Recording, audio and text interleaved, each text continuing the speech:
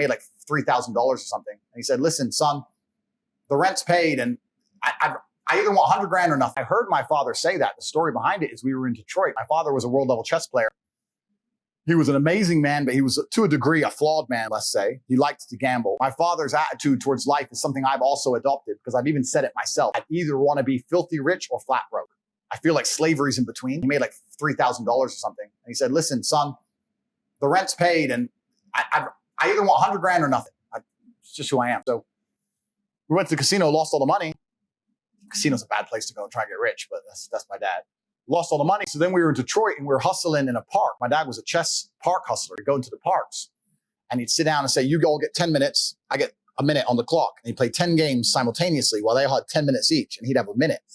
And he'd sit there and just smoke them all for money. I heard all this noise. And when I turned around, my dad was fighting 3 men.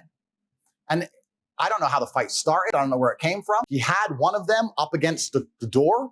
And he had him up like this, and he was biting his face. And the other two are punching my dad in the back of the head. And I'm a kid. And I just stood there like, the fuck? And the Korean guy behind is shouting, stop, stop, stop, stop. And I'm standing there. And I didn't know what to do. So I kind of went to walk over. And although my dad was getting punched, and although he was biting this guy, I remember him turning to me and saying, stay there. And went back to biting the guy. My dad had blood all over his face, some from the guy, some from him. His eye was black. His eye socket got fractured. His eye was closed.